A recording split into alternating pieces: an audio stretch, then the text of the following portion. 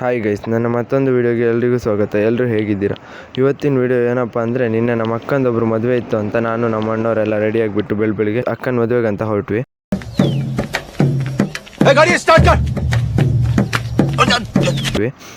ನಾವು ಎಷ್ಟು ಬೇಗ ಹೋಗಿದ್ವಿ ಅಂದರೆ ತಾಳಿ ಕಟ್ಟಾದ್ಮೇಲೆ ಹೋಗಿದ್ದು ಗೈಸ್. ಅಷ್ಟು ಬೇಗ ಹೋಗಿದ್ದು ನಾವು.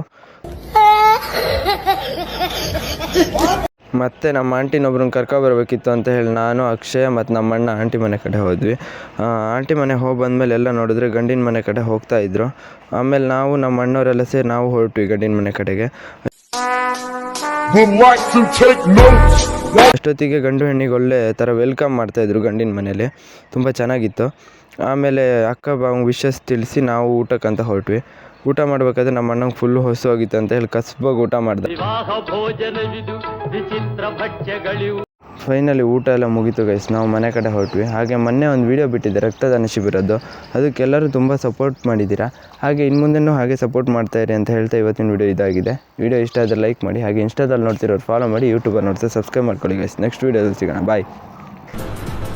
ಅಷ್ಟೇ.